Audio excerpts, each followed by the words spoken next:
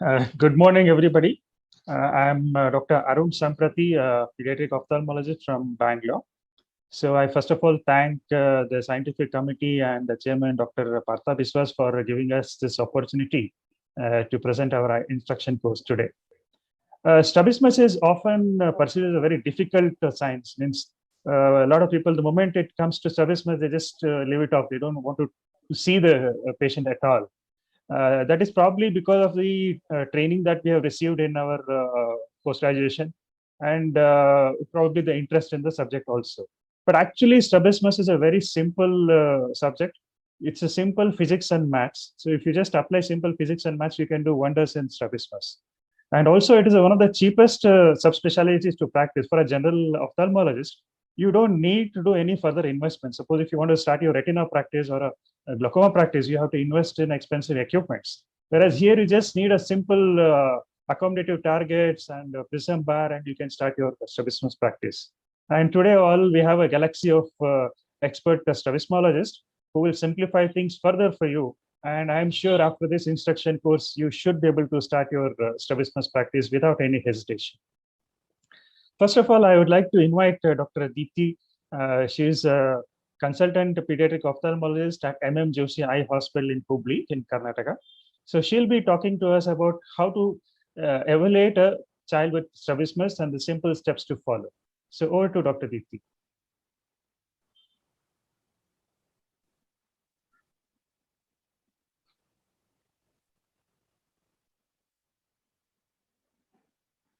Good morning, everyone. Thank you, Arun sir, for this wonderful opportunity.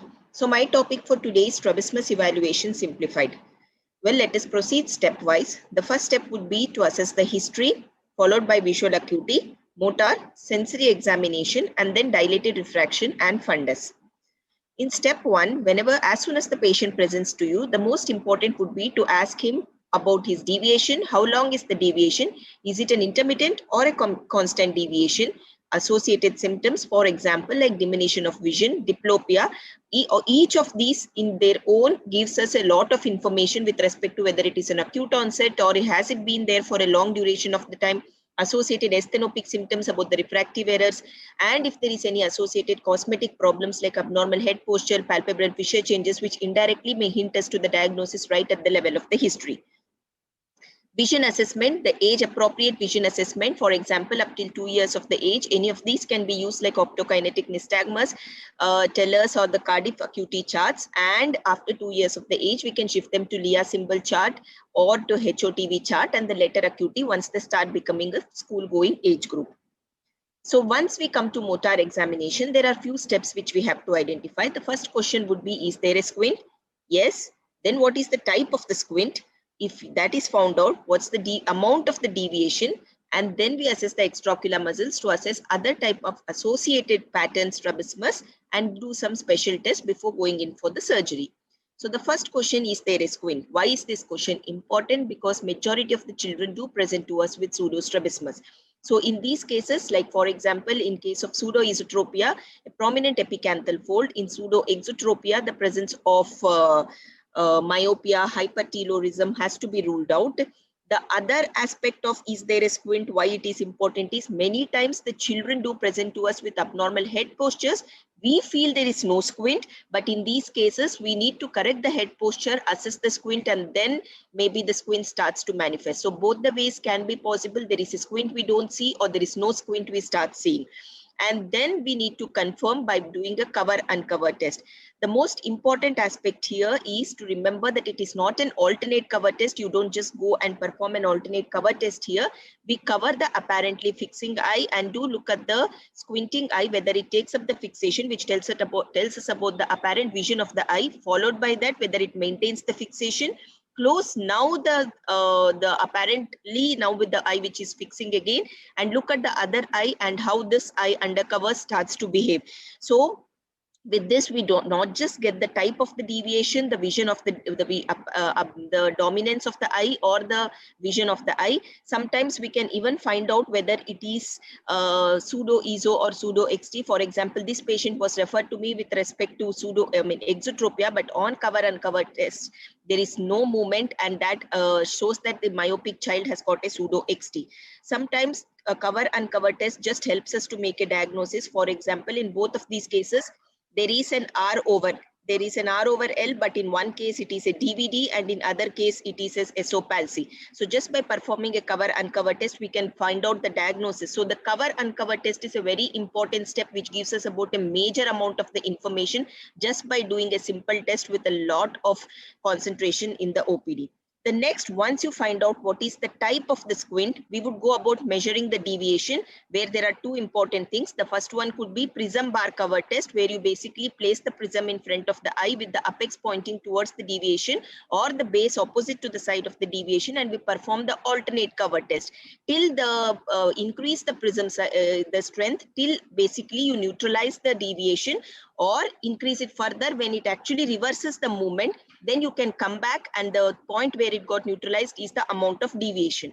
But there may be some patients where the vision may not be really good due to certain reasons. In those cases, we can actually perform a modified Krimsky test, where if you can look here, this left eye has underwent a surgery, retinal surgery, and not much vision is left with respect to the left eye. So we can just place the prism with base opposite to the side of the deviation on the fixing eye, and the approximate place where the left eye becomes almost straight is considered to be the modified Krimsky, and that is where we actually go in for the correction aspect.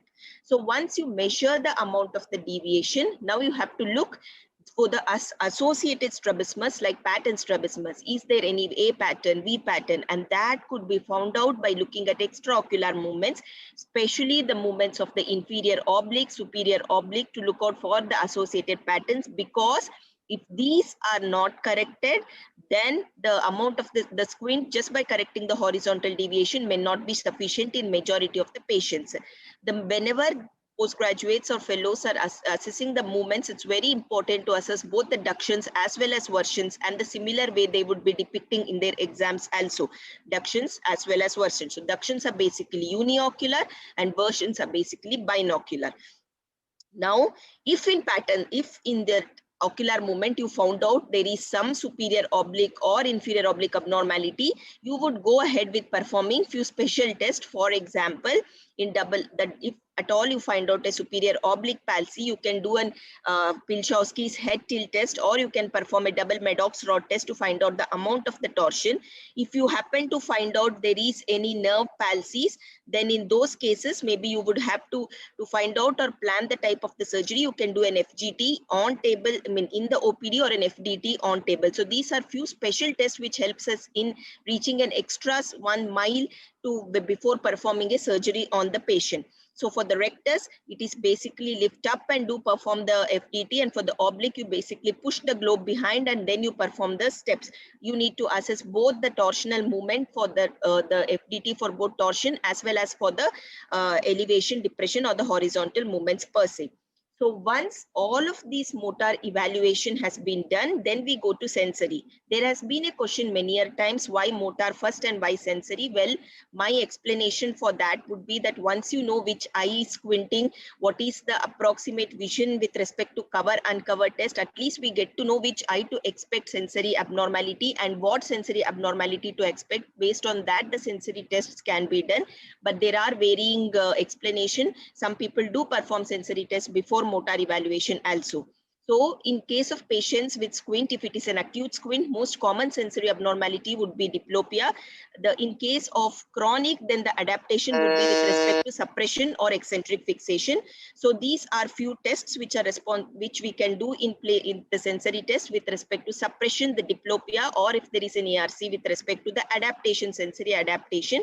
Stereo acuity, any of the test, qualitative or quantitative, the stereo test can be done even for a 2-year, 1-year-old child. The tit must fly can be done for them if they are really cooperative.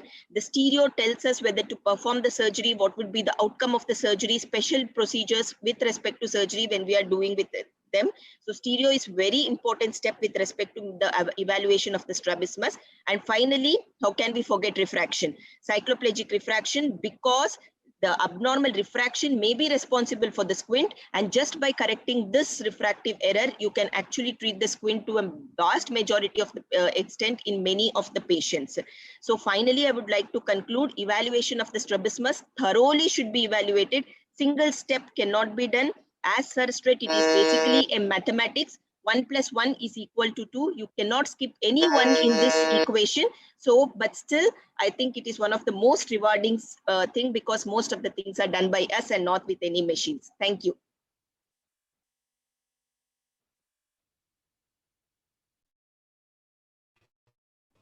Sir, you are muted. Sir, you're muted, sir. Yeah, superb presentation, Dr. Deepti. And I don't think it can be simpler than this. She has simplified it to the core.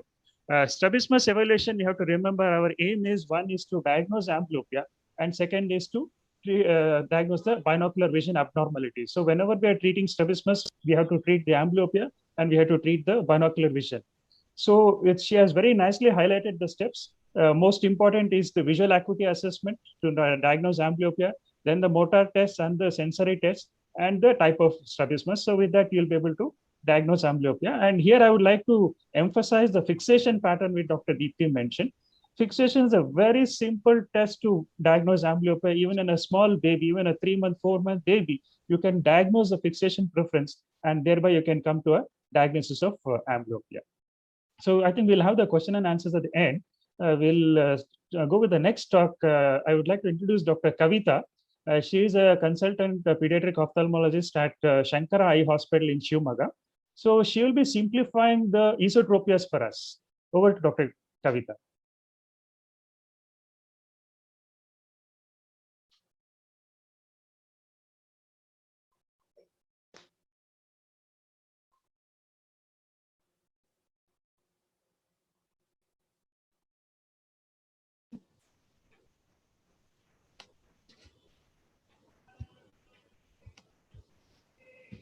At the outset, I would like to thank Dr. Arun for giving me again this opportunity. I'll be talking on simple algorithm to manage esotropias.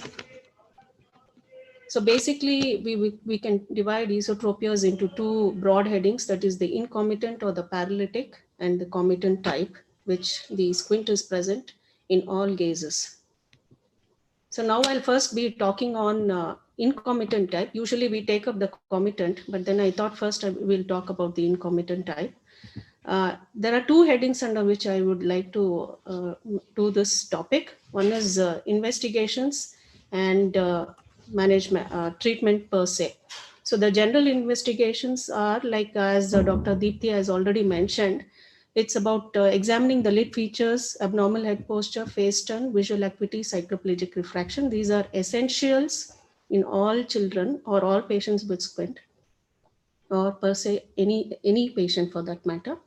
Sensory, we are looking at Worth-Fort Ott, Begolini striatus, stereopsis, and Tishner. All this has been covered very nicely by Dr. Deepti. Now, looking at specific tests, I just made a chart for whichever condition, what are the specific test, clinical test or investigation that is specifically required, and that we should not miss out. Accommodate ET, we have to analyze what is the AC by A ratio. This is nothing but accommodation convergence over the accommodation. It's just a ratio. And in infantile ET, we have to look for Doll's head maneuver to understand how the abduction is, whether it is a nerve palsy or infantile or a concomitant squint. Nerve palsies and restrictive strabismus, look for FTT, FGT, S or Lee screen, and neuroimaging, very important, and endocrine profile. Myogenic or myasthenia gravis, we can do the clinical test like the ICE-PAC test and fatigue test. Nevertheless, it's good enough to get an opinion from the physician or neurologist. In case of trauma and then squint, we have to look for FTT, FGT, and neuroimaging is very, very helpful. If there is convergence excess, or how to understand convergence excess and divergence insufficiency, we have to look for near point of convergence and accommodation. These are the general guidelines. This is first is observation. You observe for the squint, whether it disappears or it is there or it's increasing. Spectacles, it could be monofocals, bifocals, or progressive addition lenses. Contact lens and refractive surgery, of course, it's a question mark. Very essential is the amblyopia therapy and follow up these children regularly. Last would be the surgery. Now, the first common type of concomitant esotropia that we come across is lateral rectus palsy. In this figure, you can see that there is, in the primary division, there is esotropia, and in dextroversion, there's limitation of abduction, and levoversion, it is okay. So we would go about doing FDT, treat the underlying condition, whatever it is. Better to take a neurologist opinion, especially a pediatric neurologist. Wait for resolution, then we can think of doing the routine residual, for the residual deviation, we can do the resect procedure depending on how much the deviation is present. To improve the abduction despite the first procedure, we can think of doing the muscle transposition procedure, namely Hamel-Shames, where the muscle from the vertical recti are divided and brought and placed before the lateral rectus. So this brings about gives additional strength to the lateral rectus, or we can do the Jensen procedure where the vertical muscles are split and then tied up to the lateral rectus. So only thing we have to keep in mind about anterior segment ischemia when we are tackling multiple muscles. The other type is the DRS type 1, where there is abduction. In this patient, you can see that there is esotropia and there is abduction deficit in levoversion and narrowing of palpebral fissure. So in this, the most important is you look for refractive error, especially if there's an accommodative component. You correct with glasses. Many times the AHP gets corrected. And also one important thing is that if you correct the accommodative component, we can exclude the post-op consecutive exotropia. So depending on deviation, we can think about doing one muscle or two muscles in each one muscle in both the eyes, that is medial rectus recession. And then there's one more recommendation also, although we learned that we shouldn't touch the lateral rectus. Kraft recommended that for esotropia of 20 to 25 to prisms with normal adduction and limited abduction and no retraction or vertical shoots, we can do a minimal resection of lateral rectus of about 3 millimeter and gives good results.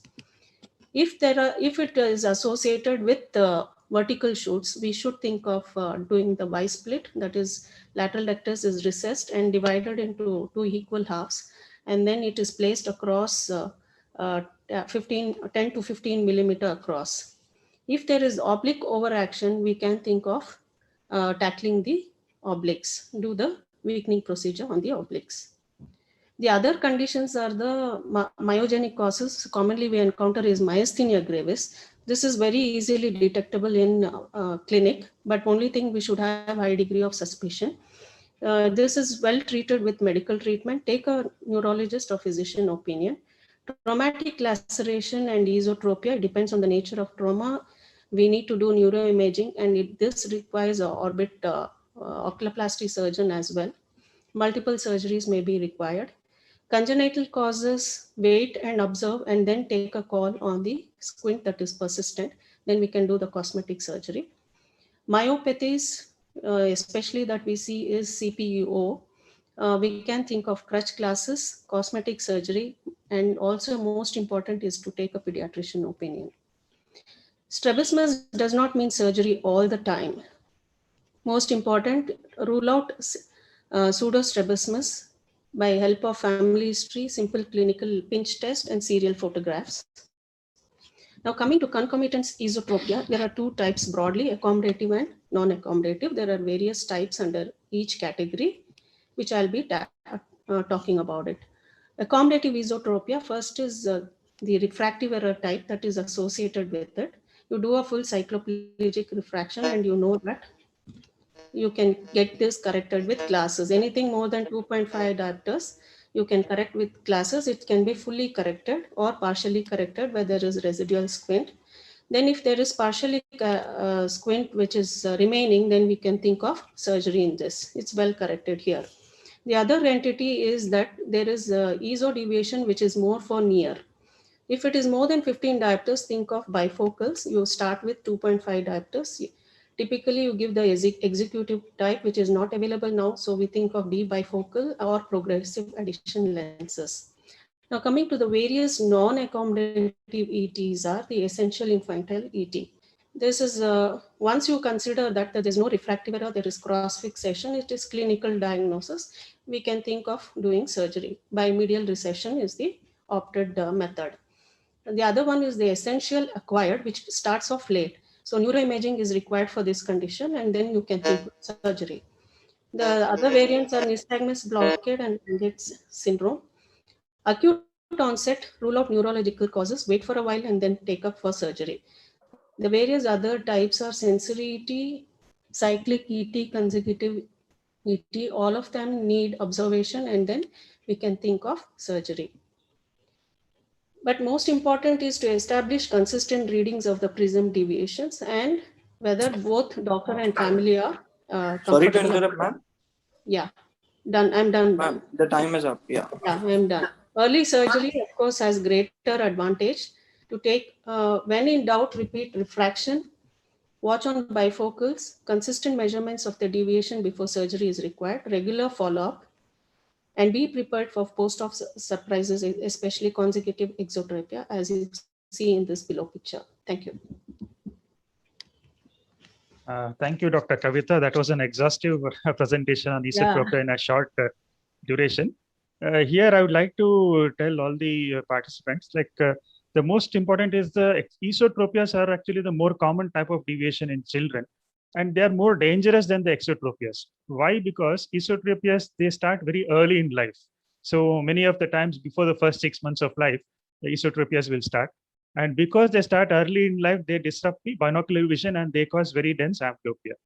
So the simple nomogram to follow while you see a patient, if you suppose see a child with esotropia, first thing is just do a visual acuity assessment to diagnose amblyopia.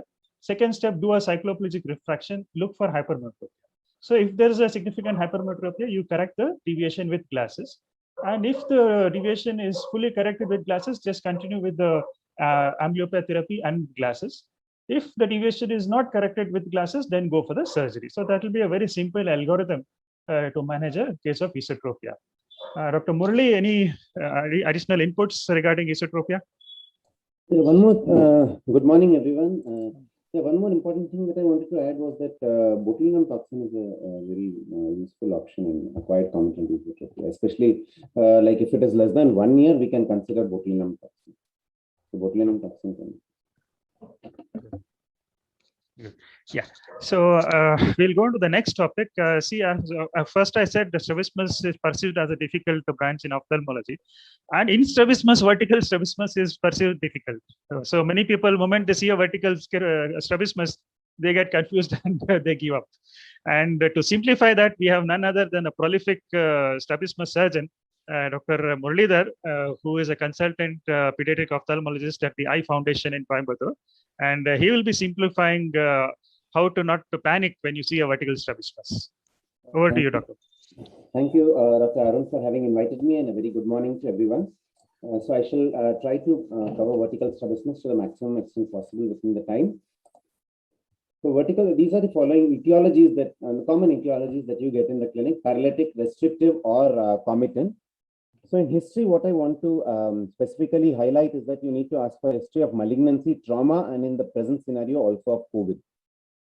So I go straight away to the Parkes 3-step test. So the Parkes 3-step test is mired in controversy. Nevertheless, it's a very useful starting point for us. So the Parkes 3-step test assumes that a vertical strabismus is because of weakness of elevators or depressors. So that is where the controversy starts. Nevertheless, look at this patient. This patient has a R by L, a right over left. So it assumes that it could be because of weakness of the depressors of the right eye or the elevators of the left eye. So the next step in Parkes 3-step test is you ask the patient to look to the right or to the left and find out in which gaze the R by L is more. So if you see here, on looking to the right, there is hardly a R by L. In primary, there is a R over L, right hypertropia. So you say it's right hypertropia because right is the non-fixing eye. If the left were the non-fixing eye, you would say it's a left hypotropia. So that is the terminology. So the R by L, it increases on looking to the left. So now of the four muscles, you narrow down to the left eye elevator, that is the left superior rectus in left gaze and right superior oblique in left gaze. So in the second step, it's always superior, superior, inferior, inferior. In the third step, you do the head tilt test. So if you see the R by L, it is more in right tilt and it is left on the left tilt. So there is a mnemonic here, superior same side. So we narrow down to the right superior oblique.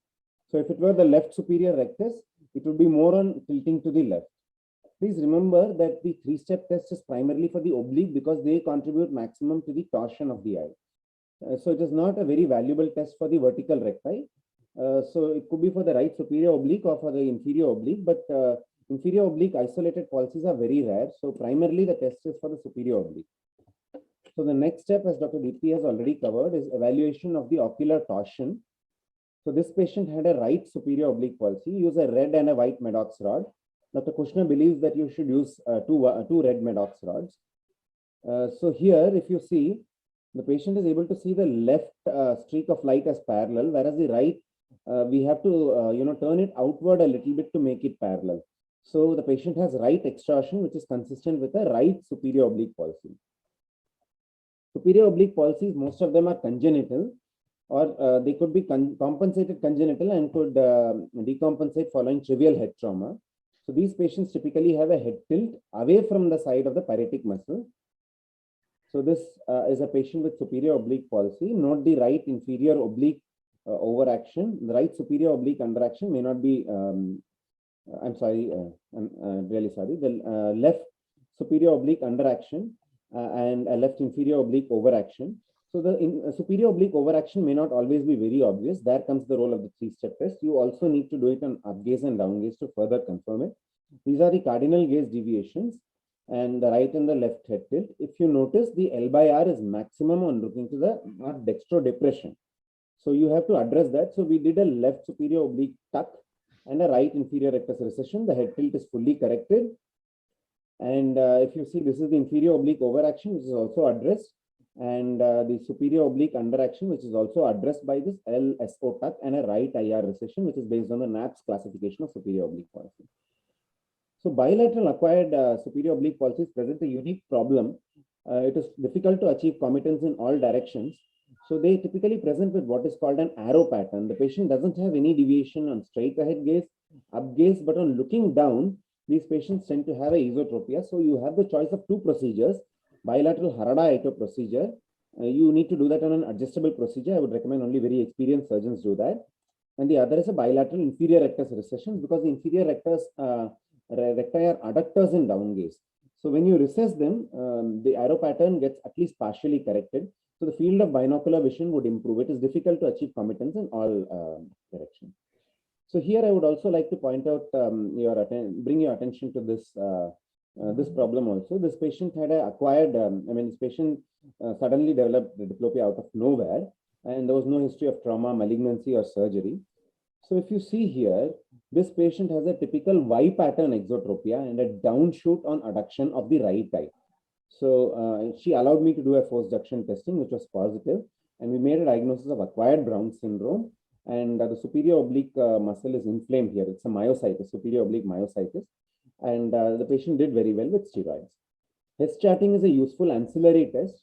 I would just cover it briefly. You have a green torch and you have a red fixation target. So whichever eye has the red goggle is the fixation. So the patient superimposes the green light on the red light and you plot the movement of the two eyes. So this is a patient with a right, this is as the patient sees it. So the smaller squares belong to the involved eye. So the right eye is the involved eye. The right depression in adduction is restricted and the whole square is extorted. So this patient has a right superior oblique palsy. So we move on to third nerve palsies now. We all know that third nerve palsies in young could be dangerous. And of course, a pupil involving third nerve palsy, you need to do a MRI with contrast and a CT angiography. This is the MR angiography. It shows an aneurysm of the, shows a PCOM aneurysm. It shows a PCOM aneurysm. So in third nerve palsies, the globe is deviated down and out. and you could have variable involvement of the extraocular muscles. Usually ptosis is there. Pupil, if it is involved, is an ominous sign. The other important sign here is the presence of an aberrant regeneration. So note here, this patient has ptosis, but there is a lid retraction, a pseudo-vonography sign when the patient looks down. So this patient presented with headache and ptosis. So she had a similar, she used to have frequent headaches, and the previous year to which she presented, she had this episode which resolved with oral steroids. So we made a diagnosis of an ophthalmoplegic migraine. So note here is a third nerve palsy. The adduction is restricted, the elevation is restricted, depression is restricted, the globe is deviated down and out, and the patient has complete ptosis. And this was atypically pupil involving as well. We got an MRI done, MRI with contrast. If you see, this is the third nerve here. This is the midbrain, and this third nerve is inflamed here in front of the midbrain. So this was published as well, and the patient recovered with steroids. So for complete third nerve palsies which don't recover, you have three options. One is a precaruncular fixation. It's a globe fixation. The other is a lateral rectus deactivation and esotenotomy. The third, which I don't recommend or don't, I mean, I've done once or twice, never got satisfactory result, is LR to MR transposition. So if the medial rectus has some juice left in it, that is, it is crossing the midline, you get a positive tug, then a large lateral rectus recession and medial rectus resection would do the trick. So this is a patient with monocular elevation deficit. You distinguish this from third nerve in that Bell's phenomenon is good. And because the globe again didn't cross the midline, a half tendon maps with Foster sutures did the trick. So this was after a Bull-Gore injury. In a Bull-Gore injury, because of Bell's phenomenon, both the medial and inferior rectus are susceptible to injury. So if you notice here, the inferior rectus is injured well behind in the equator. So we couldn't repair the inferior rectus. So we did an inferior oblique anteropositioning and managed to restore the alignment. So this is a patient with a superior rectus palsy after, after closed head injury. So if you notice here, there is a R by L and the left eye elevation is restricted. So we just did a left superior rectus plication and we managed to restore partial elevation in this patient. So this was after a trivial head trauma and summing up. Yeah. May I request the doctor to somewhat come down to the club holding side, please? Thank you. The patient bumped his head on a flower pot. If you notice here, hardly any signs of inflammation. The patient adopted a head turn. The right depression is restricted. So fractures in children, orbital fractures in children are called white fractures because seldom are there severe signs of inflammation. So we got a CT scan done, and this is a typical teardrop sign. And after orbital floor repair, so I'll sum up here. This is after sinus surgery. The patient has a vague ocular motility restriction. Elevation is also restricted, and elevation is severe restricted, and the adduction also is severely restricted. So this patient, after FES, had a violation of the orbital septum, and the medial and inferior rectus were fused together. So I'll stop sharing here, and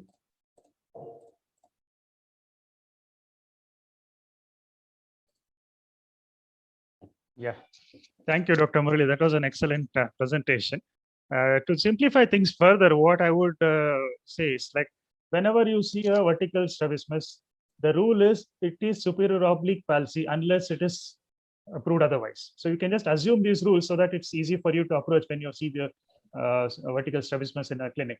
So just remember, whenever there is, because superior oblique palsy is the most common cause of vertical strabismus. So whenever there is a vertical strabismus, just assume that it is a superior oblique palsy unless it is proved otherwise. So you just try to do the test so that you disprove that it is a superior oblique palsy. And whenever it is a superior oblique palsy, most often it is congenital decompensated, or it is traumatic post-injury. So with these simple rules, you can try to simplify the vertical strabismus, and the 3-step test with Dr. Muralidhar has wonderfully demonstrated is a very important part of evaluation of a vertical strabismus. I would request a few comments from Dr. Soumya regarding this vertical strabismus. Morning, everybody. Wonderful, sir. Wonderful talk, sir.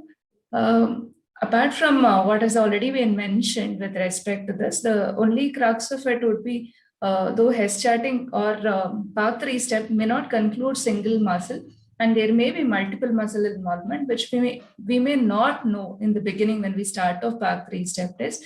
It's important to just document the PAC 3-step test and do the ocular movements completely and take the 9-gaze measurements. If needed, do an FTT before we come to a conclusion, rather than taking one of the tests and then going ahead forward. And probably a note of the family album topography in order to make a note of the abnormal head posture, which is usually missed. And the last point would be craniosynostosis, in case we have missed it, because these are one of the other important factors which may contribute to the vertical squint and which is most often missed, like a unilateral coronal craniosynostosis with a plagiocephaly, that is otherwise called as coming with a superior-oblique underaction, where it does not fit into a PAC 3-step, giving us a conclusion. I think those are other things that I wanted to mention. Dr. Kavita, do you want to add anything? You're muted. Madam, you're muted. You're muted, madam. I think she is muted. Dr. Deepti, do you have any comments on this?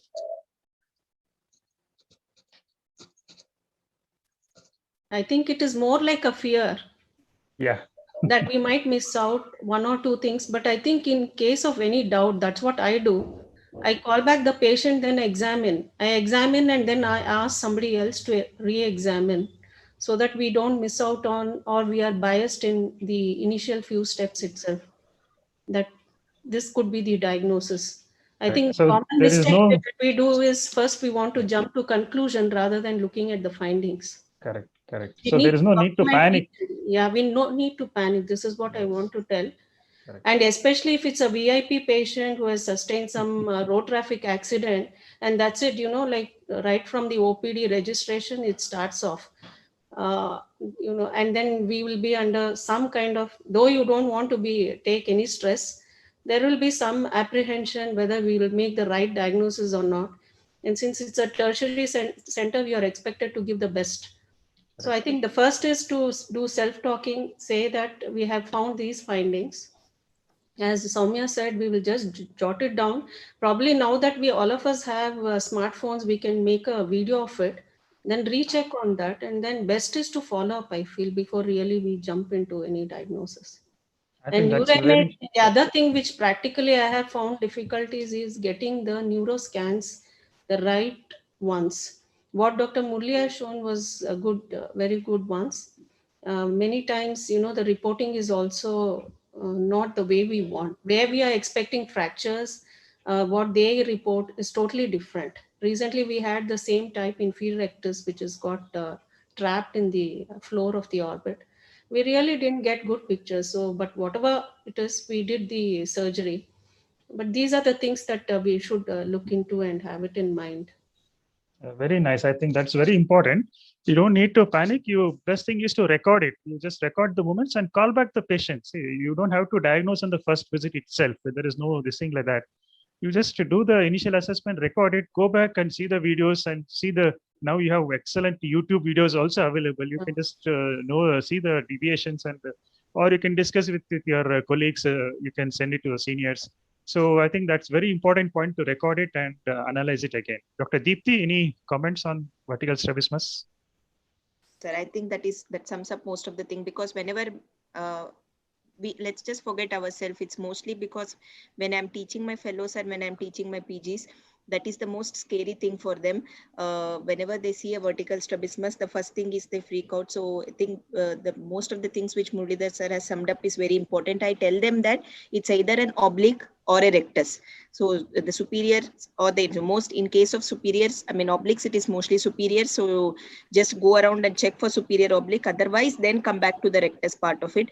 So if we just go according to the stepwise, it is most important. What Kavita ma'am stressed, I would like to stress one more point. Most of the times, whenever patients come to us, they're already having an imaging with them.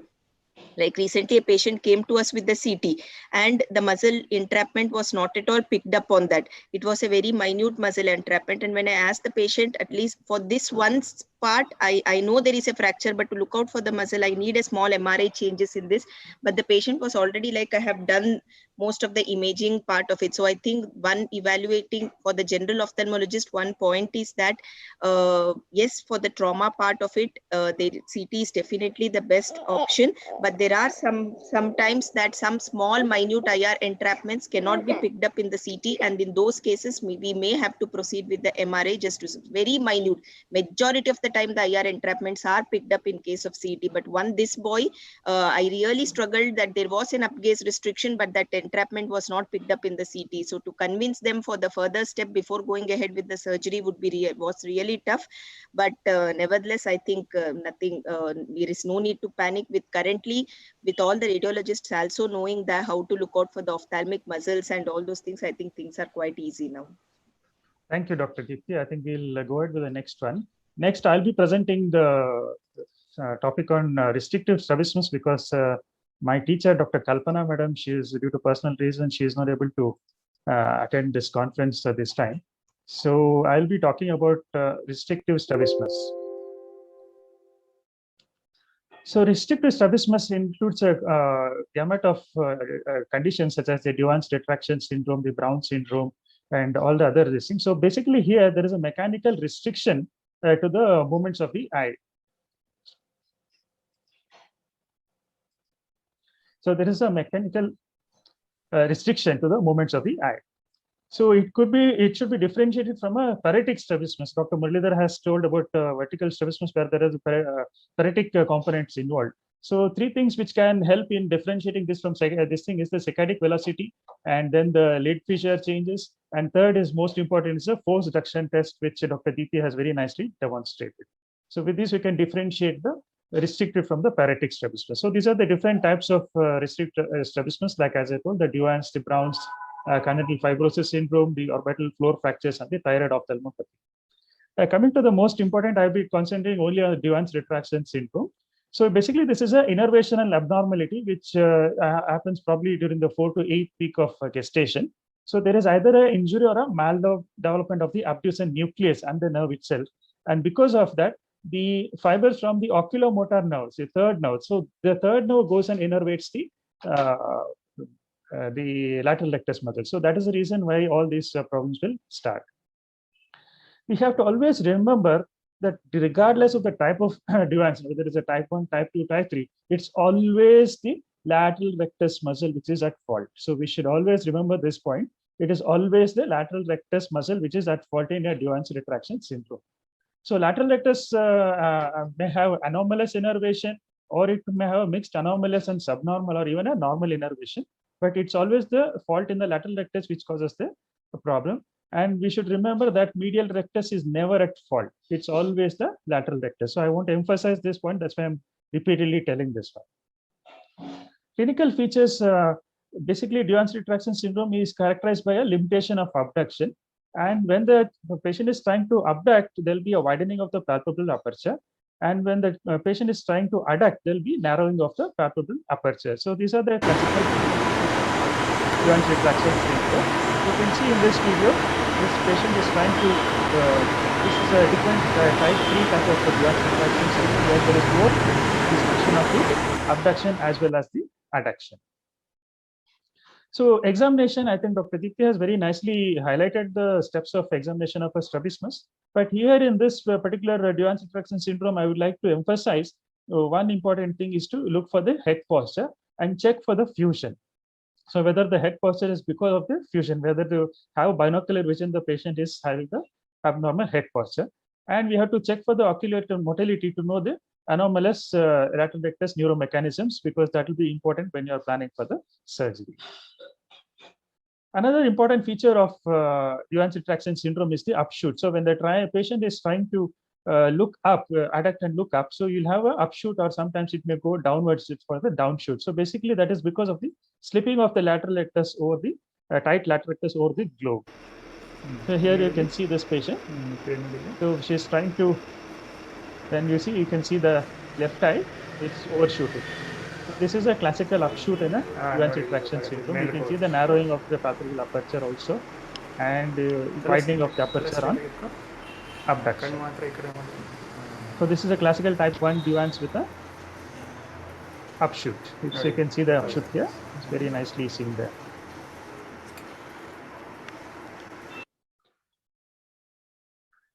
We also need to do the forceps test, which Dr. Deepthi has nicely highlighted, the force duction, force generation, and we do something called the force degeneration test to demonstrate the abnormal lateral rectus innervation. Differential diagnosis is important because most common condition which is misdiagnosed with Duans is the lateral rectus palsy. Many a times we get reference of the pediatrician telling that a 6-month-old baby is having a lateral rectus palsy, so it's an acute neurological condition. You please examine and diagnose. So most often it will be Duans retraction syndrome only. Congenital lateral rectus palsy is very rare in a child. Most often it is a Duans retraction syndrome. So you have to differentiate this condition from Duans retraction syndrome. Also, the infantile esotropia is another condition which can be mistaken for a Duans syndrome. So when to do an intervention means most of the times Duans retraction syndrome does not need any intervention. So, but when to intervene will be only when you have a abnormal head posture and the patient is cosmetically worried about it, or if there is a strabismus in the primary posture. So these are the two indications. And when not to operate is very important, because when the eyes are straight and the patient is not having any abnormal head posture, it is best not to touch these patients because you will end up with very serious post-operative problems. So what to achieve in strabismus correction is mainly to cosmesis. So mainly to correct the strabismus in the primary posture and eliminate the abnormal head posture. These two are the most important thing. And third thing probably we can achieve is the improvement of the binocular field of vision. We have always to remember here, we should never do a resection, means strengthening procedure of the lateral rectus. So if you resect the lateral rectus, because I've told you time and again, lateral rectus muscle is the muscle at fault. So whenever you try to strengthen the lateral rectus muscle, you will end up with serious problems. All the co-contraction, the globe retraction, the narrowing, palpebral aperture, widening of the aperture, everything will get worsened. So you should never touch the lateral rectus. You should never do a resection of the lateral rectus. The only procedure you can do on a lateral rectus is the resection, and that is weakening of the lateral rectus. And I also showed you this upshoot and downshoot. So this upshoot can be corrected with a simple procedure called as a Y-splitting of the lateral rectus. So I'll just show you a simple video here. So here you can see this lateral rectus. I'm trying to split the lateral rectus into two, and then tie the ends of the switches at the end of the muscle. And then I'll be splitting, you can see here in this picture. So we are splitting the lateral rectus into a Y shape. And one insertion comes here, the other insertion comes here. So thereby, you are preventing this globe from splitting again the lateral rectus. If you are not done a Y split, the globe will behave like this. If you are done a Y split, the globe will behave like this.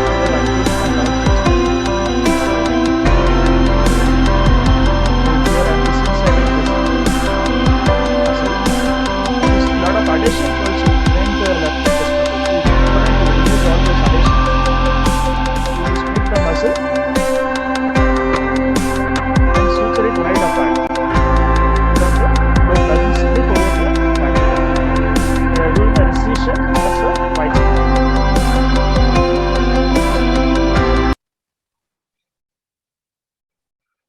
So this will be the post-operative result when you do a surgery. So summarizing, Duans retraction syndrome is an innervational abnormality of the lateral rectus, and we should never do a strengthening procedure on the lateral rectus. So this is very important point to remember. You should never do a strengthening procedure of the lateral rectus. Surgery is indicated only if there is an abnormal head posture in the primary position or there is a strabismus in the primary position. If the eyes are straight and the binocular vision is good, best not to do anything. So I would like to skip this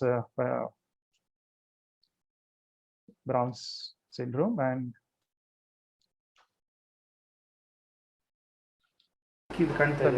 fixes. So in conclusion, restrictive strabismus is not a difficult thing to tackle, and you should know when not to operate more important than when to operate. Thank you. I request comments from Dr. Kavita and Dr. Deepthi. Very nice presentation, Dr. Arun. But still I have keep having doubts. I think that's the way to go about. Yes. because formally, to be very honest, I have not been trained in squint. I've learned by seeing videos and That's very good. Yeah. because earlier we were doing only cataract, and those days, no, we didn't have concept of fellowship as well. Whatever it was just cataract. So this article, these two articles which I read is thing is that Kraft's recommendation. Although we were being, we have read and time and again reinforced the point that lateral rectus not to be touched. But they have come out with this article where they're recommending about 3 mm resection. So if you want to do a ISO of about 30 prisms, probably that resection of 3 mm can be an additional benefit. Otherwise, we might have to think of doing medial rectus resection in the other eye.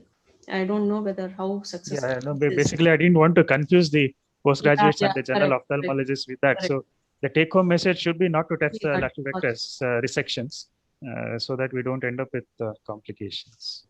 Dr. Deepti, any There are inputs? 2-3 points. One thing is which the normal amount of the recessions what we use with respect to Parkes table in case of our comitant squint doesn't apply here. So there is always the amount of recession has to be more than what is done for a normal patient. The second thing what with respect to PGs and fellows is this is Duane syndrome. Majority of the patients confuse that type 1 always has to be an esotropia because there is a lateral rectus abduction, abduction restriction. That is not so. You can have a type 1 with esotropia, with exotropia despite having a lateral rectus restriction. So the way of surgery management remains the same with respect to this, just with respect to adding a bit of MR and then changing. But whatever said and done, I think each patient has to be individualized with respect to presence of restrictions, presence of ESO or exo, presence of upshift or downshift, and if there is any co-contractions. These are the 4 things which we have to see, and based on that, an individualized treatment has to be done in all case of Duane's. No 2 Duane's is despite being type 1 itself, no 2 Duane's can be similar to one another, and the treatment management definitely has to be individualized. Very good. Very nicely summarized. I think we'll go to the next condition. See, whenever many a times you face this dilemma, the parents will come to you telling that the child has a squint, but when you see there is no squint at all, eyes are absolutely straight. So there are only 2 possibilities here. One is the child can be having an intermittent exotropia, or the child can be having accommodative esotropia. So in both these conditions, you will see that the eyes are absolutely straight when you examine. But when you carefully examine, there are 2 things important here. To diagnose an accommodative esotropy, you have to put an accommodative target and try to examine the child. And for intermittent exotropy, you have to ask the patient to look at a very far away object and then try to diagnose. So these 2 conditions are the conditions where parents will come with a history of squint, but you will not see any squint in a clinic. And to elaborate more about it, we have none other than Dr. Soumya. She is a consultant pediatric ophthalmologist at the Shankara Eye Hospital in Bangalore. And she has so many publications to her name also. And she'll be enlightening more about how to tackle these intermittent exotropies. Over to you, Dr. Soumya. Thank you, Arun sir, for the opportunity. Very good morning, everybody.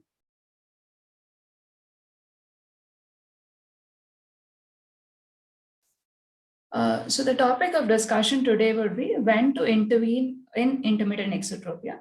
As Dr. Arun was just mentioning, that the parents come with a history of squinting noticed in the child and you don't notice anything.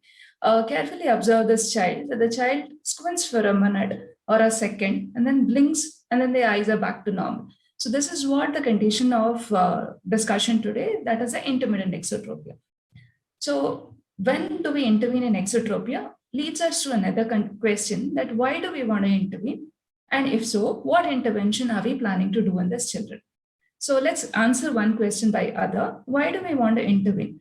Von Noten in his earliest publication itself had looked into and followed up these children for 3.5 years, and 3/4 of these children had a progression. Secondly, a cohort study showed that spontaneous resolution of intermittent exotropia is very, very rare, and the increase in deviation is noted over the years. Though visual acuity and stereo acuity is not generally affected in intermittent exotropia, the absence of spontaneous resolution and its progression over time necessitates us to intervene. So why we are intervening is because it's progressing over a period of time. What intervention and when leads us to further question that do we want to intervene it surgically or non-surgically? If we are planning non-surgically, what are we planning? When should we be planning? If we are planning surgical interventions, again, what procedures and when? And then finally, to sum it up all of it and then take home message. So non-surgical interventions, when there are certain set of intermittent exotropias which work better with the non-surgical interventions in terms of a convergence insufficiency type of an IXT, or those with low AC by A ratio, where you could use minus lenses to improve the convergence, or the age of the child which prevents you from taking a proper measurements and the consistency of measurements before we plan a surgical intervention, or when the angles are very small or difficulties in measurements. That's when we plan a non-surgical intervention, which could be either in the form of a O minus lenses, which is usually in the form of -2 to -4 diopters. What we are basically using is stimulating the accommodative convergence and thus helping in the correction of deviation.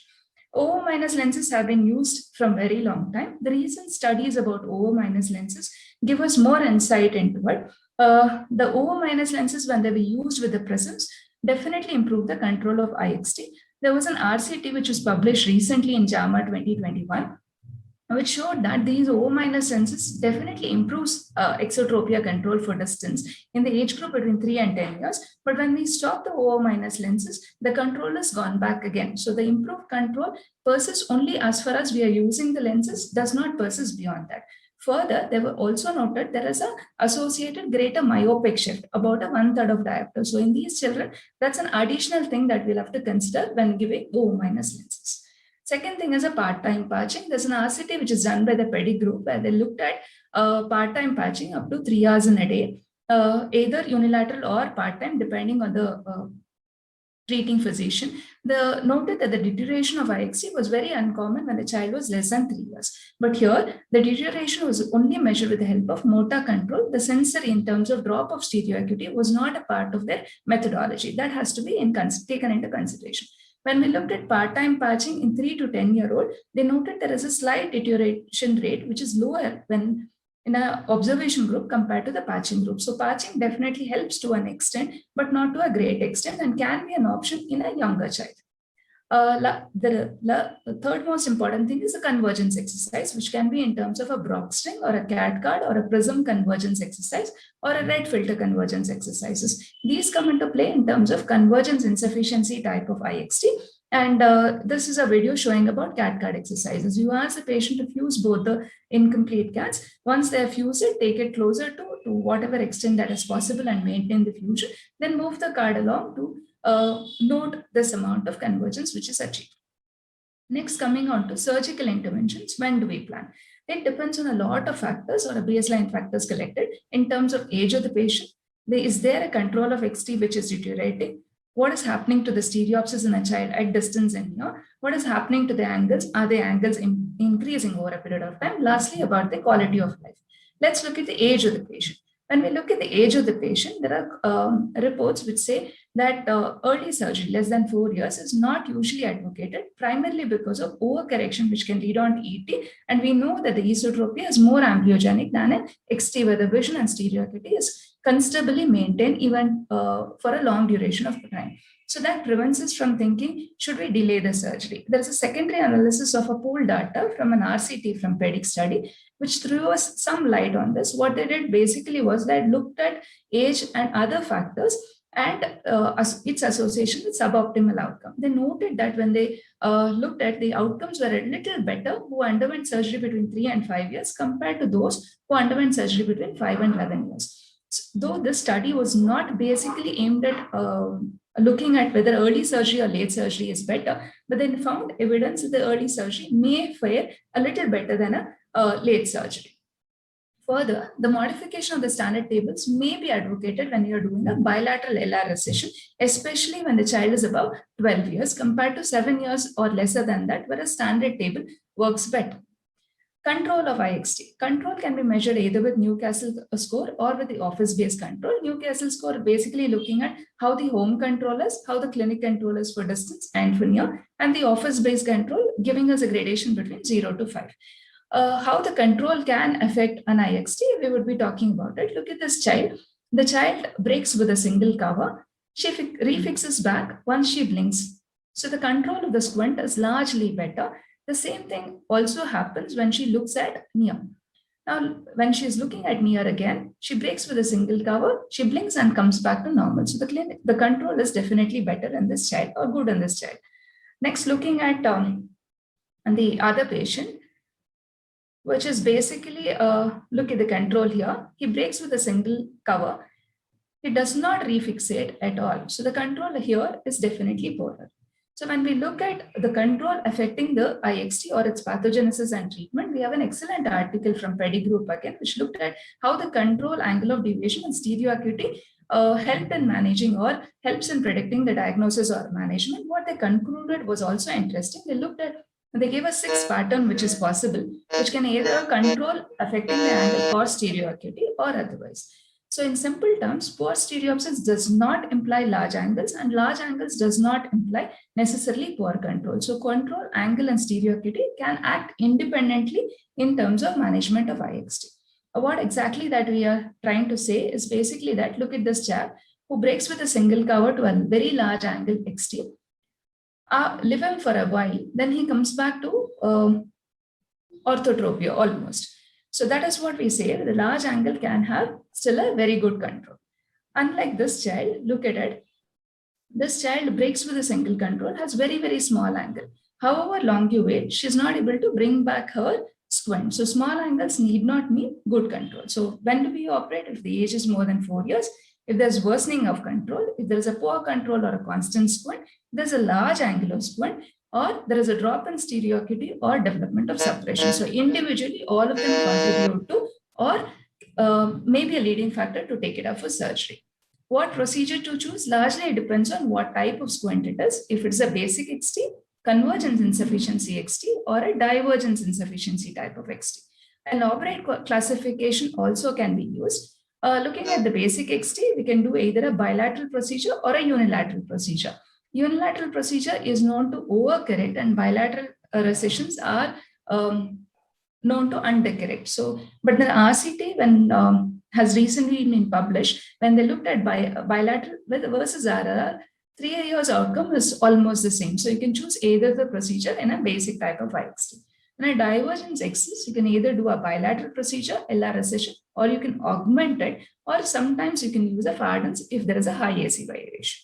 In a convergence insufficiency, what you do essentially is a unilateral resect, bimedial resection, or an augmented or a slanted recession. All this only after you have tried a convergence exercises and it does not seem to work. So to summarize, whenever you measure the deviation, and if it's a basic XT, you do a bilateral or a unilateral procedure. If it's a convergence insufficiency, exercises followed by either a unilateral or a bimedial resection. If it's a divergence insufficiency, you always go ahead with a bilateral LR recession or augmented LR recession. So to summarize, the natural history of IXT shows it's progressive. It definitely needs to be operated on. When to operate depends on the age, control, angle of deviation, and stereopsis. What procedure to choose finally depends on the type and the classification of the deviations. The other options or non-surgical interventions are also to be considered. So what procedure we choose or why we do the procedure almost always determines when we do the procedure. Thank you.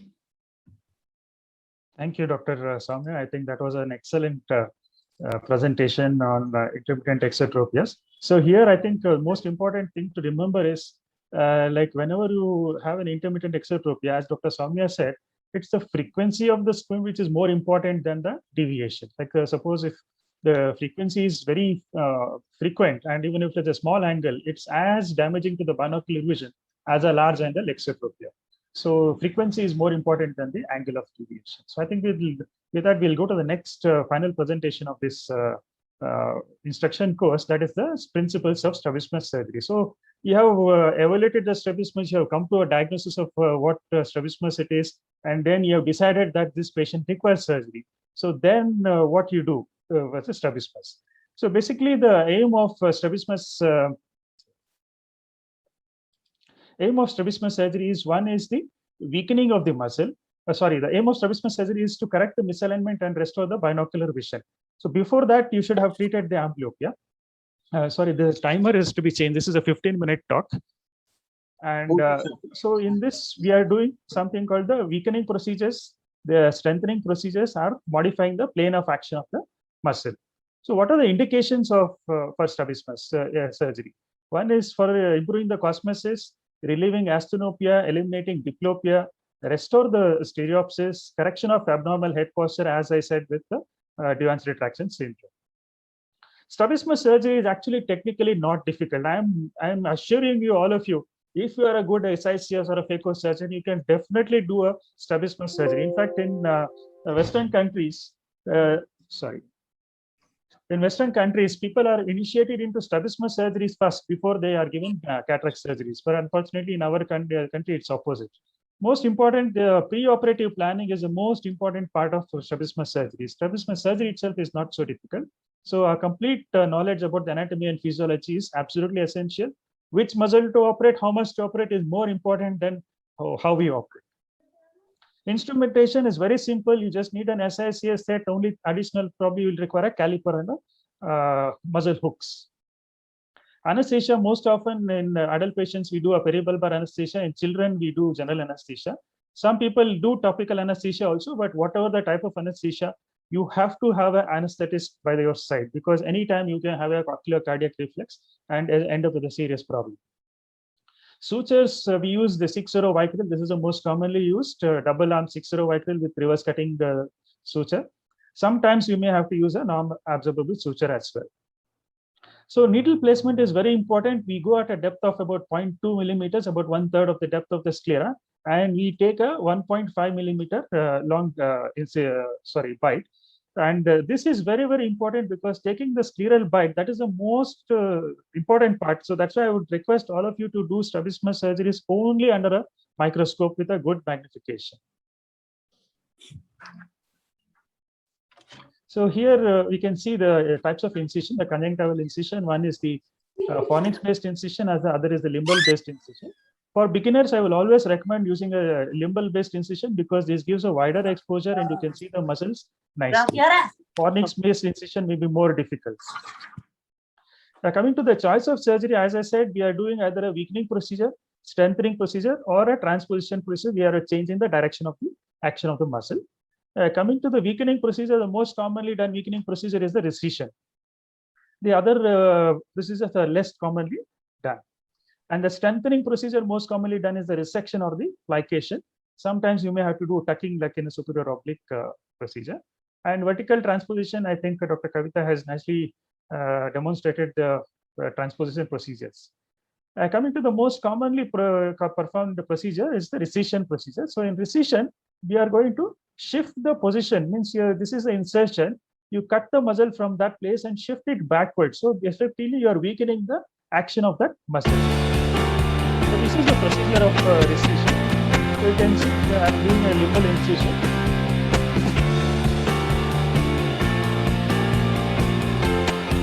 So it's very important to hook the muscle properly. Otherwise, you may hook the wrong muscle, particularly in a lateral rectus, you may hook the inferior oblique, and you may end up with serious problems.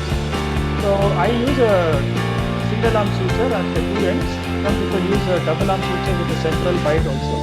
It's the surgeon's choice, but it's very, very important to secure the muscle nicely, because if you put a loose suture, then you may end up with a slip muscle or a lost muscle. So you have to carefully disinsert the muscle. So you can see now that was the incision, and now this is the amount of recession. So I'm measuring how much muscle I have to put it backwards. So this is the amount of weakening of the muscle I am doing based on the preoperative calculation. So this, I said, is the most important step. You should be very careful and do it slowly. Otherwise, you may end up perforating the lobe. So once you take the bites in the sclera, you anchor the muscle onto the sclera. So that will be the new insertion. So the muscle has been shifted from this point to this point. So thereby you are correcting the healing. Coming to the next form of procedure is the resection. Resection is a strengthening procedure. So in recession, we are weakening you are shifting the insertion backwards, but in resection, you are cutting a part of the muscle and shortening the length of the muscle. So thereby you are strengthening the muscle. So this is a procedure for resection of the muscle. So the same thing, you hook the muscle and then see the amount of muscle you want to shorten based on your preoperative assessment. So you take 2 bites on either end of the muscle, and this is the amount of muscle that we are going to excise or shorten. So again, it's very important to get a secure suture here, because if you have a loose suture, you may end up losing the muscle or adjust it doesn't close up. So just putting a small clamp to avoid the bleeding. Then you cut the muscle, and then this is the part of the muscle you are going to excise. You have shortened the muscle by this amount, and then you anchor it to the insertion.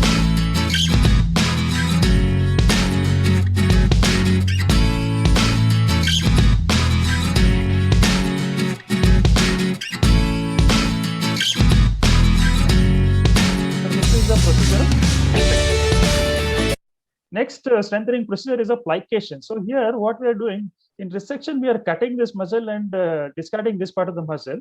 In plication, what we are doing is we are just taking a bite on here and folding the muscle over each other. You can see here, you just push this thing. You're taken a suture here, taken a suture at the limbus. Instead of cutting the muscle, you push the muscle backwards or forwards and then tighten the suture there, so that you don't have to disinsert the muscle. So the main advantage of this is you are not cutting the vessels, the blood supply to the eye. So risk of having any anterior segment ischemia will be very less, particularly when you are operating on multiple muscles. Plication is a very simple procedure to avoid anterior segment ischemia. And also it is a reversible procedure. Suppose in the first week you see there is an overcorrection, you just release the suture and then the muscle goes back to its original position. So here you can see that I'm taking once I've taken the bite on the muscle, then I'm taking the bite at the insertion of the muscle, and then you just tighten the suture.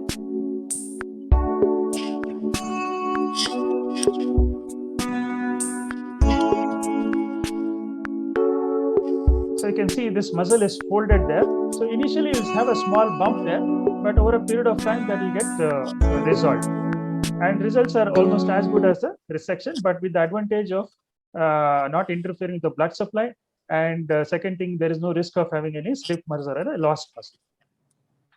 Another improvement over the resection or resection is the adjustable suture. So this gives a second chance for a surgeon to revisit whether the alignment, whatever you have planned, is come out correctly or not. So particularly it is useful in a small angle strabismus when you are dealing with restrictive strabismus, the Duane's retraction syndrome, which I told, or if you are doing a research. So this is similar to the resection procedure only, but only thing is, instead of tying the knot fully, we put a bow tie and put a loose knot so that you can revisit after the anesthesia effect goes off.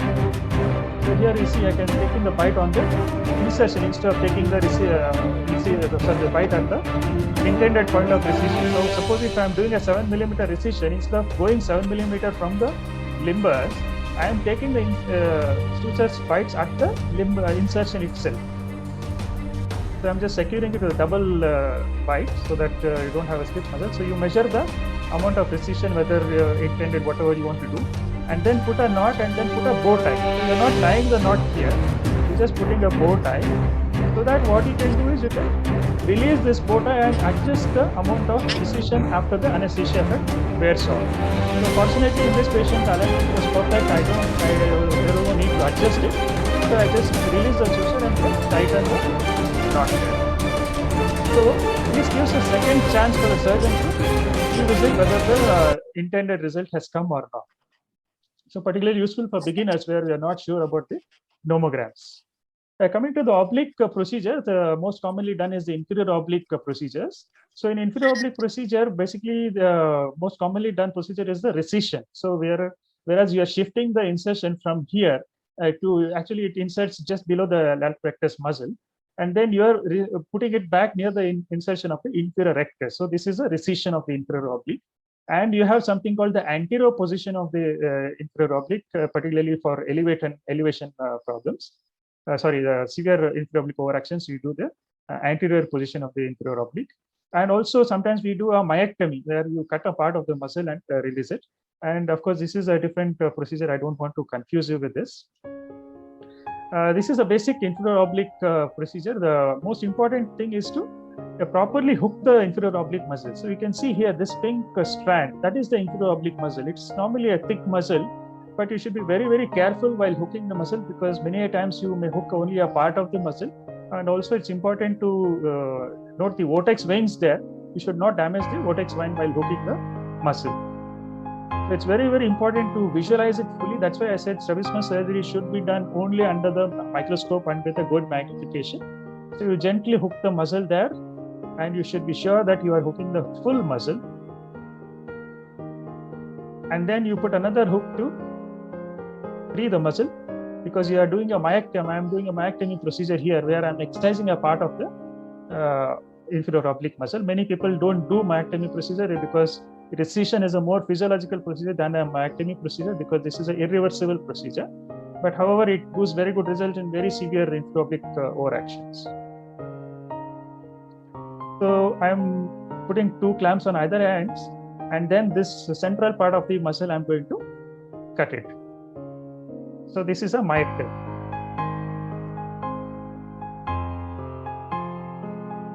Inferior oblique is a very vascular muscle. It bleeds a lot, so you should be careful and cauterize the ends of the muscle before you release it from the clamp. So this is a muscle I'm excising so that it doesn't get reattached. So next is the resection. Resection is similar to the same thing. Hooking, everything is the same, but only thing is, instead of cutting and leaving it like that, we are cutting and suturing the muscle near the inferior rectus. So you can see here, same way I'm disinserting the muscle. I would prefer to disinsert the muscle first and then take the sutures, because the insertion of the inferior oblique is very close to the macula, and you don't want to end up perforating the globe there. So that's why it's always better to disinsert the muscle. And now I have hooked the inferior rectus muscle. This is the inferior rectus muscle. So I'll be putting this muscle about 4 millimeters posterior to the insertion of the inferior rectus and 2 millimeters lateral to it. So thereby we are reducing the action of the inferior oblique muscle. So you can even grade the resection depending on how much of weakening you want. And depending on that, there are so many points where you can insert the inferior oblique. So this is the resection procedure. So you're putting the muscle there. So in myectomy, you have cut the muscle and you left it there. It just goes and attaches wherever you want. You don't have a control over where it gets attached.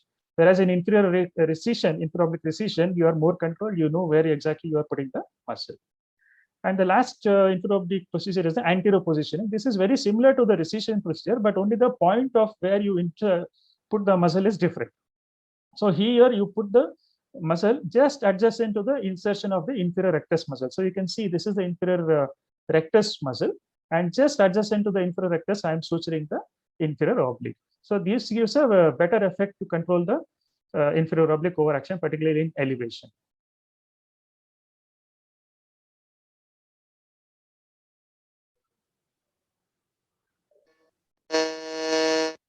So this is the inferior oblique anterior position.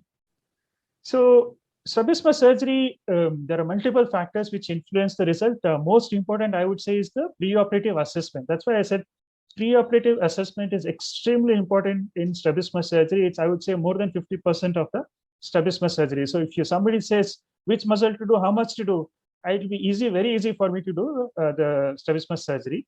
And the most important is the experience of the surgeon to decide how much and which muscle to do. So strabismus surgery is technically not difficult, and most of the anterior segment surgeons will be able to do strabismus surgery. Good preoperative assessment and proper planning, which muscle to do, how much to do, is most important. Always do your strabismus surgeries under the microscope, because that gives a magnification and gives a good depth of field also. Taking the scleral bite is the most critical step in strabismus surgery. And as in any surgery, don't try to promise that, okay, I will correct your strabismus 100% and end up with problems. So always under correct, under promise, and over deliver. That should always be the mantra for any strabismus or any surgery for that matter, not only strabismus. Thank you. So any comments from my panelists, Dr. Deepti, Dr. Soumya, Dr. Kavita? Maybe based on the way I have learned, I just want to add one point to your conclusion slide. Yeah. I used to write down the steps, every case that I did for at least 2 to 3 years, because I don't know how exactly the results would come up. So how many millimeter I have done in that particular case, and what is the follow-up? I would rather maintain a book. Very good. That The logbook first is month very follow-up, yes, because see, I have not seen teachers doing and their results. So, to blindly copy. So I used to, if I do 6, whatever I used to calculate, 6 millimeter recession, if I have done, how was my correction, immediate post-op, and at 1 month, and after 6 months, whoever came for follow-up, I used to have that in my book. This has helped me actually. How did it help me, Antandre? I corrected in the initial stages itself. So now I have a fairly decent result. So that has really helped me. I think that's very, very valid point, because each I have strabismus cells and the struggled a results lot. results vary from person to person. So it all depends on what technique you follow, how you suture the muscle, where you suture the muscle. So there are a lot of variables here. So the nomogram is only a rough guideline, and you should always devise your own nomogram, as Dr. Kavita has very nicely highlighted. Dr. Deepti? Sir, I would make one point with respect to Soumya ma'am's talk. There is with respect to IXTs, it's basically we talk about the age of the surgery. Why is it important? Because majority of the times the children are not really cooperative for our patch test as well as +3 test to assess the AC/A ratio. So I have burnt my hands few in the very beginning. I was over enthusiastic that the frequency of the XTs is large and the parents are appreciating XT majority of time, and the child is squinting in my OPD lot of time, and it was a 3-year-old child. I unfortunately did not do a AC/A ratio assessment, and I did a correction, and the child went in for an ET for a year. In the current era, when everybody just wants to take a selfie, in every selfie the child was turning out to be an ET, and the parents were very unhappy with me, even though it was corrected with the bifocal glasses, and I told them this will be overcome in few years. But I think initially they were unhappy with me. Now they are doing good. They are still with me. But I think these are few points that IXTs doesn't result in amblyopia as much as a case of esotropia, and it's more than the thing that exactly at this age you should perform the surgery. It is basically if the child is cooperative for all the tests, so that you measure the amount of deviation and for the distance as well as near. And if you are able to assess stereo acuity in a child, I think that should be the age when you actually do a surgery for with respect to IXTs. And the other point about Samprati sir, videos were awesome, sir. Definitely, it was one of the best videos, especially with respect to IOS. Definitely well, and a very nice panel discussion with everybody. Thank you, sir, for giving this opportunity. Thank you. Dr. Soumya, your final comments for people who want to start the strabismus practice, general ophthalmologists and postgraduates. Yes, sir. Firstly, excellent video and excellent talk, sir. Yeah, whenever you want to start off strabismus practice, my take home would be that it's like a jigsaw puzzle. Unless all the puzzles fits into and you make a proper diagnosis, and that leads on to a surgical option, you don't jump ahead and do surgery. The points would be like whenever you're doing an IXT or an ET, your cycloplegic refraction, your vision, your stereopsis, everything has to be complete. All the jigsaw puzzle has to fit into each other, leading on to a diagnosis. With the IXT, it's not like, oh, okay, ET, I would operate less than 6 months, I get an excellent stereopsis, or IXT, I wait for 4 years. That's exactly why I put up the JAPO study also. It depends on a lot of factors, and each of it contribute individually apart from the general health of the child. You're dealing with a child which may be having a developmental delay, which may be having a CP, which may be having other neurological issues, which also play an important role in your consideration before planning on to surgery. With respect to surgical nomograms, I think I agree with Dr. Kavita ma'am that customization of your own surgical nomograms happens with time, and that has to be a rule. But to begin with, always follow your teacher or your mentor. Stick on to those rules. Don't experiment in the beginning. You do the same measurements for a consistent period of time before you go in and do surgery. Just because the surgeries are easy, squint surgeries are easy, everybody can do it. Don't get into and do surgery unless you're able to follow up the child, unless you're able to treat the amblyopia, unless you know that refractive errors would be corrected with time. So everything comes as a whole. Just because you're doing some part of it and it's easier to do, don't jump in and do it. That is what I would say. Excellent, Dr. Soumya. So the take-home message for all the people who want to start strabismus practices. Strabismus is not difficult. It's definitely simple, and anybody can master strabismus treatment. And it's important also because the childhood blindness is a very important problem now. So all of us should contribute. It's not only the responsibility of a pediatric ophthalmologist. All general ophthalmologists have the responsibility to diagnose amblyopia, because most important thing in strabismus is to know, as Dr. Soumya said, when not to operate. So strabismus does not mean surgery. That's a fear actually in the parents also. Moment they have a strabismus, you go to the doctor, they will tell you have to operate. So operation is the last part. Operation is the last part, and you don't have to really worry about the surgery. The first most important thing in strabismus is to diagnose amblyopia. So the two important things we have to highlight here is, first is diagnose amblyopia, second is improve the binocular vision. So these two are the basics of strabismus treatment. So any general ophthalmologist can definitely master strabismus, provided he puts in little effort to learn. Any art will take some time to learn. And the moment you start learning, you will definitely enjoy. And treating children, I will tell you, is the most rewarding and the most happiest part of our profession. And not only that, you will get more cataract surgeries because all their grandparents will come to you for surgeries. So your cataract surgery will also increase if you do a good strabismus practice. And thank you, and wish you all the best. And finally, again, thank Dr. Partha Biswas for giving me this wonderful opportunity. Thank you, and thank all the panelists for the wonderful presentations. And see you for the next All India. Arun, Sorry, ma'am. Sorry to interrupt, ma'am, Okay. but the time is up. We Yeah, have to move you on have to the next concluded. session. Yeah. Yeah, thank you. Thank you. Thank you so much. Thank you everyone for such a wonderful presentations, and especially for ending the session on time. By this, we come to end of the session. Thank you. Stay safe. Thank you. Thank you so much. Thank you, Thank Dr. you, ma'am. Arun. Thank you so much. Thank you. Thank you, Arun sir.